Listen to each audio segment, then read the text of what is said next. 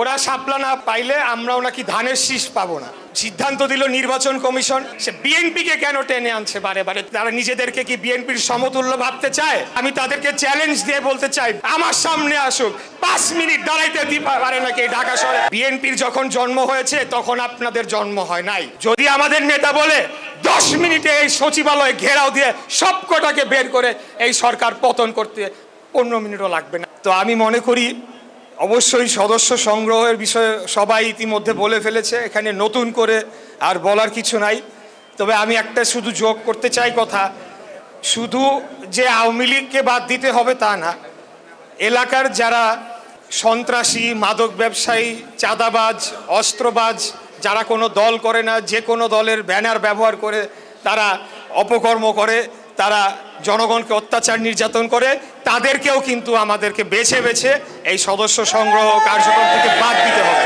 দ্বিতীয় বিষয়, এই যে নবায়নের বিষয়, আমি মনে করি এই সুযোগকে কাজে লাগিয়ে যদি 5 তারিখের পর থেকে আমাদের দলের নাম ব্যবহার করে যারা কেউ যাদের কারণে আজকে আমাদের হয়তোবা কিছুটা বদনামের ভাগিদার হতে হয়, সেই লুটপাটকারী, চাঁদাবাজ, সন্ত্রাসী, মাদক ব্যবসায়ী এবং বিভিন্ন অনৈতিক কাজের সাথে যারা জড়িত, পারলে তাদের সদস্যপদ আর নবায়ন না করে বাদ দিয়ে দিতে হবে। বাংলাদেশ জাতীয়তাবাদী দল বিএনপি অত্যন্ত ঐতিহাসিক একটি সুবিধাজনক পর্যায়ে রয়েছে রাজনৈতিক দল হিসেবে বলে আমি মনে করি।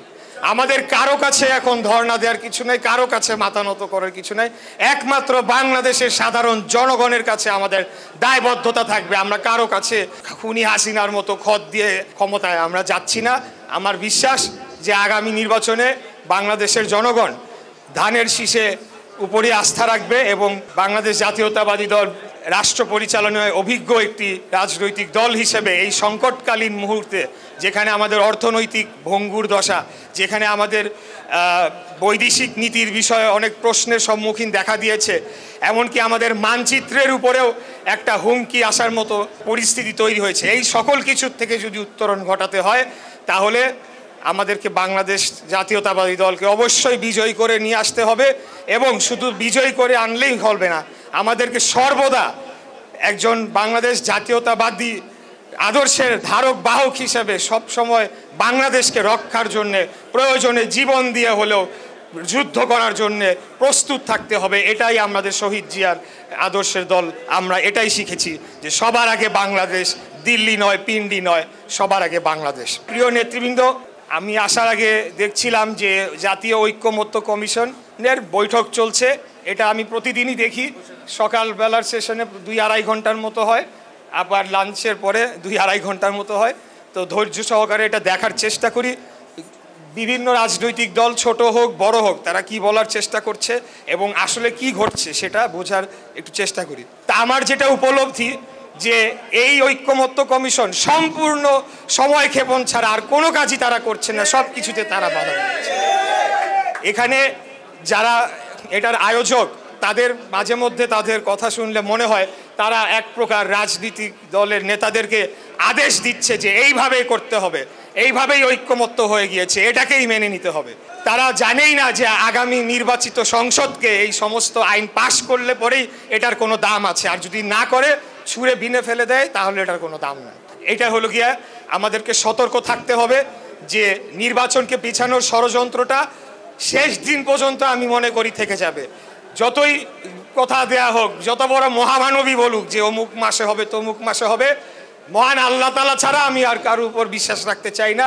নির্বাচনটা হয়ে যাওয়ার পর বুঝবো যে হ্যাঁ, নির্বাচনটা অমুক মাসে হয়েছে। আপনারা সকলেই কিছুদিন আগেই রোদ, বৃষ্টি, ঝড় উপেক্ষা করে আপনারা যেভাবে রাজপথে অবস্থান নিয়েছেন, দিনের পর দিন এরকম আন্দোলন নজিরবিহীন টানা 40 দিনের উপরে আন্দোলন করেছেন, কিন্তু আপনাদের দিকে তো একবারও চোখ তুলে ভ্রুক্ষেপ করে বর্তমান অন্তর্বর্তীকালীন সরকার প্রধান তাকায় নাই। তার কি মনে এক ফোঁটা মায়া দয়া নাই? অন্যরা তো গেলে সাথে সাথে গেট খুলে তাদের দাবি দাওয়া মেনে নেওয়া হয়। আমার দুঃখ কষ্টটা ওই জায়গাটায়, কারণ কোনোদিনও মেয়র হওয়ার জন্যে আমাদের কোনো পরিকল্পনা ছিল না। এই রায় পাওয়ার পরে আমি আমাদের নেতার সাথে যখন কথা বলেছি, দেশের বাইরে গিয়েও সলা পরামর্শ করে এসেছি, তখনই সিদ্ধান্ত আগেই হয়ে গিয়েছে যে শুধুমাত্র আনুষ্ঠানিকতা সম্পন্ন করব, যেহেতু আমরা একটা রায় পেয়েছি, এটা প্রতিষ্ঠা পাক। এদের আন্ডারে আমি কিসের মেয়রগিরি করব? এরা আমাকে কি করতে দিবে, কাজ করতে দিবে?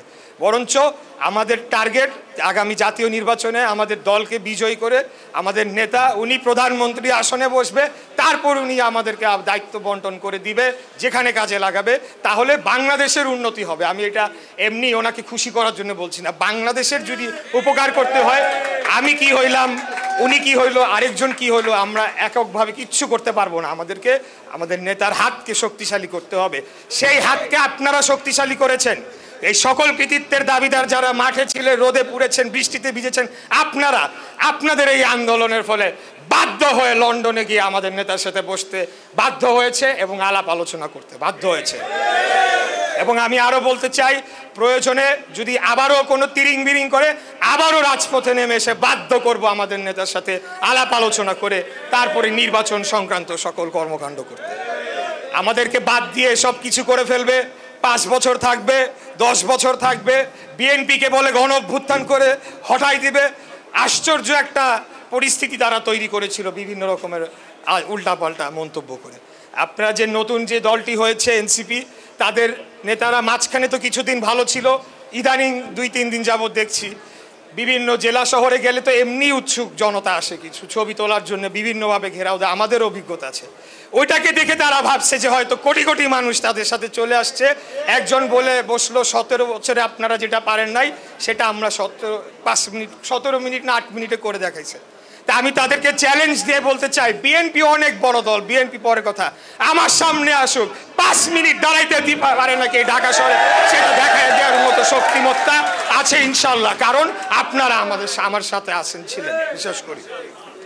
শেষ আরেকটি কথা বলবো, আজকে আরেকজন নেতা সার্জিস আলম উনি বললেন যে ওরা শাপলা না পাইলে আমরাও নাকি ধানের শীষ পাবো না। আশ্চর্য সিদ্ধান্ত দিল নির্বাচন কমিশন। বাংলাদেশ জাতীয়তাবাদী দল রেজিস্টার্ড একটা পার্টি, দীর্ঘদিন যাবত আমাদের মার্কা ধানের শীষ, সে বিএনপিকে কেন টেনে আনছে বারে বারে? তারা কি বিএনপিকে, তারা নিজেদেরকে কি বিএনপির সমতুল্য ভাবতে চায়? হ্যাঁ চায়। এই কাজটি এই বর্তমান অন্তর্বর্তীকালীন সরকার সূক্ষ্মভাবে করার চেষ্টা করেছিল। এনসিপি বিএনপি সমান সমান করার একটা অপচেষ্টা করেছিল। আমি তাদেরকে বলবো, বিএনপির যখন জন্ম হয়েছে তখন আপনাদের জন্ম হয় নাই। অতএব আমাদেরকে আপনারা আন্ডার এস্টিমেট করবেন না। আমরা অত্যন্ত ধৈর্যের সহকারে সেই 5ই আগস্টের পর থেকে অনেক কিছু বলা হয়েছে আমাদের বিরুদ্ধে, আমরা তেমন কোনো সেটা রিয়াকশন দিই নাই বা আমরা প্রতিশোধমূলক আচরণ করি নাই। আমরা ধৈর্য ধরে গণতান্ত্রিক আচরণ করেছি, সব কিছু শুনে নিয়েছি। যদি আমাদের নেতা বলে 10 মিনিটে এই সচিবালয়ে ঘেরাও দিয়ে সব কটাকে বের করে এই সরকার পতন করতে 15 মিনিটও লাগবে না, এটা আমি বিশ্বাস করি। কিন্তু আমরা চাই না এই ধরনের কোনো পরিস্থিতি তৈরি হোক। আমরা গণতান্ত্রিক রাজনৈতিক দল, গণতন্ত্রে বিশ্বাস করি। আন্দোলন সংগ্রাম আমরা করেছি, হাসিনাকে হটিয়েছি। আগামী দিনে আমরা চাই বাংলাদেশের জনগণ ভোট দিয়ে যাদেরকে রাষ্ট্র ক্ষমতায় আনবে, এটা ওই নতুন দলকে আনুক, কোনো দুঃখ থাকবে না, কারণ জনগণ ভোট দিয়েছে। যাকে জনগণ ভোট দিয়ে আনবে, আপনারা এইসব ঐক্যমত্য বাদ দিয়ে নির্বাচনটা কিভাবে সুষ্ঠু হবে, কারা রিটার্নিং অফিসার হবে, কিভাবে গণনা হবে, কিভাবে ফলাফল, এইসব সংস্কার করা উচিত। এইসব সংস্কার কিন্তু হচ্ছে না।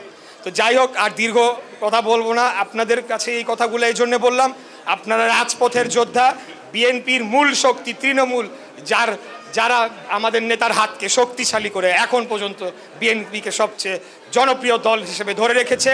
এজন্য আপনাদেরকে এই কথাগুলো বললাম। আমি সর্বোপরি সবাইকে আবারও ধন্যবাদ জানিয়ে ধৈর্য সহকারে আমার বক্তব্য শোনার জন্যে ধন্যবাদ জানাচ্ছি। খোদাফেজ। বাংলাদেশ জিন্দাবাদ, বাংলাদেশ জাতীয়তাবাদী দল জিন্দাবাদ, শহীদ রাষ্ট্রপতি জিয়া রহমান অমর হোক, দেশনেত্রী বেগম খালেদা জিয়া জিন্দাবাদ, জিন্দাবাদ, জিন্দাবাদ।